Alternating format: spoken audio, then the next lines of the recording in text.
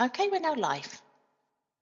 Thank you, and good afternoon and welcome to everybody to the decision days of myself, the Executive Lead Member for Transport and Environment Strategy, as well as Councillor Adams-King, the Executive Member for Highways Operations.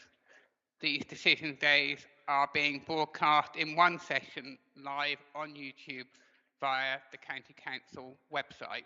And I would just like to welcome Councillor Derek Mellor, the Select Committee Chairman, and Councillor Jan Warwick, the Executive Member for Climate Change and Sustainability. We have apologies from Louise Parker-Jones, the Independent spokesperson, and Councillor Robert Carl, the Opposition spokesperson. As I have an exempt item on my decision day today, I'm going to hand straight over to Councillor Adams-King, Executive Member for Highways Operations, to take his decision day first. So Nick, at that, I'm going to hand over the meeting to you. Thank you, Edward. Hello, everybody. I'm Nick Adams-King. I'm the Executive Member for Highways Operations. I'm sorry about the background. I'm on holiday in Spain, so hopefully the internet will hold up for this. Welcome to my virtual decision day, which is being webcast on YouTube via the County Council website.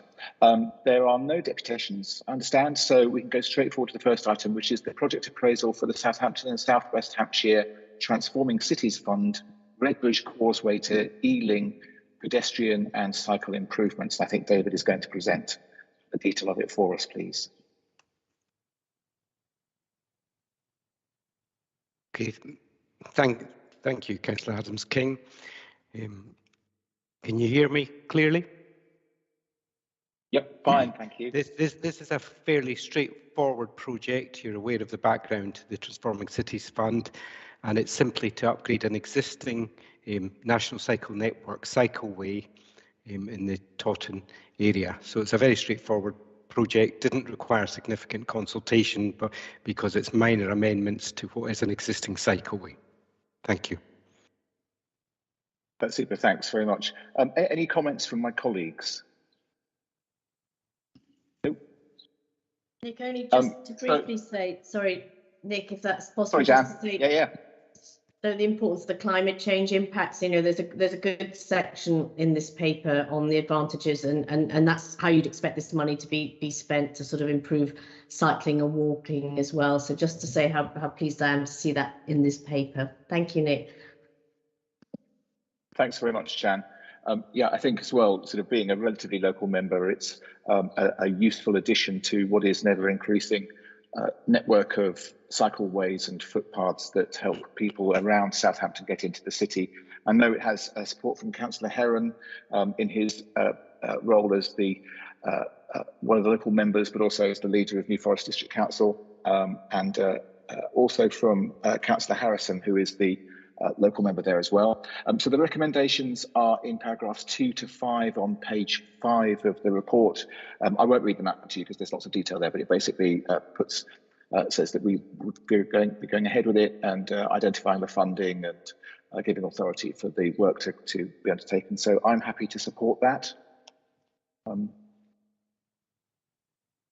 think that's all I need to say, I think, Katie, isn't it? Yeah, that's great. Thank you. Yep. Good. That's great, thanks. So the next one, it's another David presentation again, which is at the other end of the county, Portsmouth and South East Hampshire Transforming Cities Fund scheme for Bedhampton Road in Havant, please, David. Thank you. This is again a fairly straightforward scheme where we're making improvements to make it better and easier for the public to use buses, and it will provide a short length of bus lane, and it aims to reduce any delay to buses when they're sitting waiting in an existing bus stop to pull out into a busy section of traffic. We've done consultation on this scheme, and we got quite significant levels of feedback. Initially, there was a lack of support, and we've adjusted the scheme to take account of many of the concerns that were raised as part of the consultation. So we've come up with a revised scheme that fits the objectives of the Transforming Cities Fund, and the details in front of you in the paper. Thank you. That's super, thank you. And once again, any comments from my colleagues? No, thank you, Nick. Other than to say that again, it supports the sustainable transport. So I'm just really pleased to see this paper coming forward. Thank you. Thanks. Yeah, that's super, Jan. And yeah, once again, it's good also to see that the consultation that we've carried out has enabled both the local county council member, but also the local Havant Borough members to be involved in it, and that we've acted upon their response to the consultation and made it something that they can now support. So once again, the recommendations are in front of you at page 19 in paragraphs 2 to 5. I'm happy to support those. They run through the scheme and they just identify the funding as they did before, and the contribution that's coming from Havant Borough Council too. So our thanks to them. So I think that's me done. So back to Edward. Thank you, Nick. I'll take it. So I can confirm that my decision day continues to be webcast on YouTube via the County Council's website. I've got one open item and one exempt item, which will be taken after the webcast is stopped. I also have no deputation today, so we'll go straight to item 3 on the agenda, which is the Capital Programme 21-22 end of year and Q1 22-23. Stuart, I think you're going to present this one.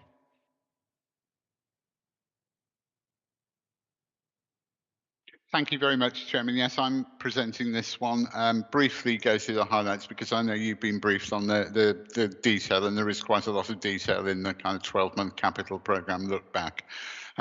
Effectively, the report asks you to do 3 things. One is to note the outturn from last year's capital programme, and again, I think very significant level of investment in Hampshire's infrastructure with over 111 million pounds of successful projects completed last year, which is about 7% higher than the previous year's outturn. So again, it's been a remarkable year, particularly when you think about the disruption in Q4 with the succession of winter storms that we experienced. The paper also, Chairman, asks you to approve the revised total for the structural maintenance programme of highways and to agree with the split between the structural road maintenance element and the bridges sub-programme as set out in recommendation 2.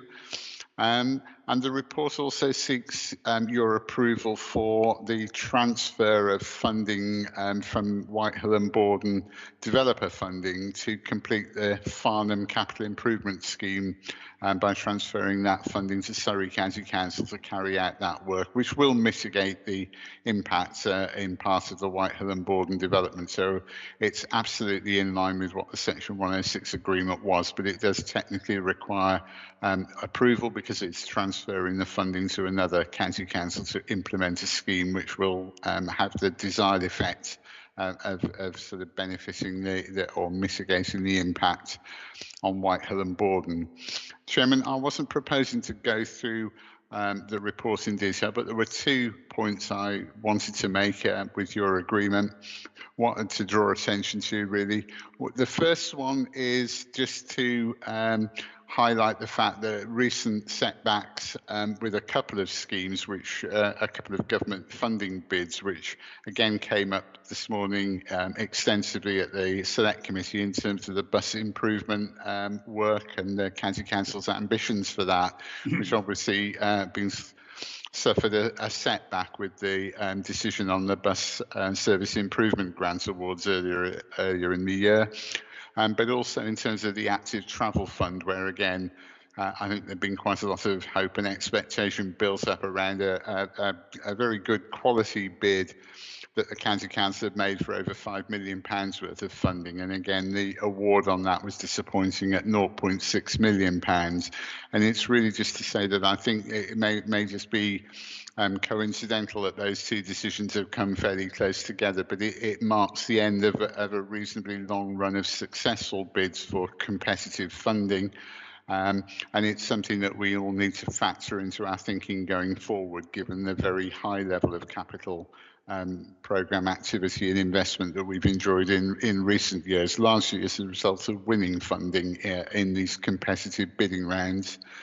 And Chairman, the only other thing to draw your attention to really is the continued pressure that the capital programme is under in terms of current levels of inflation, and both as a result of increased fuel and energy costs, increased costs of raw materials, labour costs and so on, and just the sheer lack of capacity in the industry in the southeast to service all of the levels of construction that we currently have.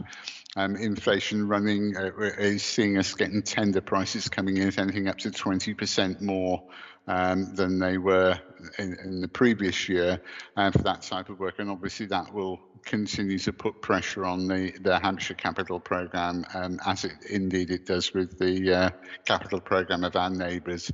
But with those caveats, Chairman, I'm happy to present the report and the quarter one outturn. There's nothing exceptional to draw your attention to that's not sort of set out in the report. Thank you very much. And before I go to the recommendations at 3 to 5 in the report, are there any other members who wish to make a comment? Councillor Heron, if I may, No. just Jan.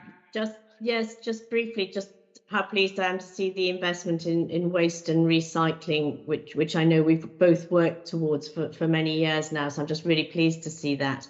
And then I know our costs have been driven up, but actually some of our recycled materials, such as the cold lay binder that's referred to in the report, not only reduce our costs, but also reduce our carbon footprint. And I was really pleased this week to attend an award for the Mitchell-Dever recycling facility. We were shortlisted. Sadly, we didn't win on that occasion, but it was just, I was very proud to be part of that. And I know David Wilson was there as well, and it was an excellent evening. And to have that sort of Mitchell-Dever Hampshire partnership was really important. Thank you so much. Jan, excellent. Thank you. Thank you. If there's no other comments, then I will go to recommendations at 3, 4 and 5, and I am happy to agree those. So that now takes us on towards item 4, but before we go there, we have finished with the public part, so we now need to go to an exempt report. So that means that we need to close the webcast. Before I do that, I just need to read this back. I decide that the public be excluded from the meeting during the following item of business, as it is likely, in the view of the nature of the business to be transacted or the nature of the proceedings, that if any member of the public were present during this item, there would be a disclosure to them of exempt information within paragraph 3, part 1 of Schedule 12A of the Local Government Act 1972, and further that in all the circumstances of the case, the public interest in maintaining the exemption outweighs the public interest in disclosing the information for the reasons set out in the report. Can I ask that the webcast is stopped?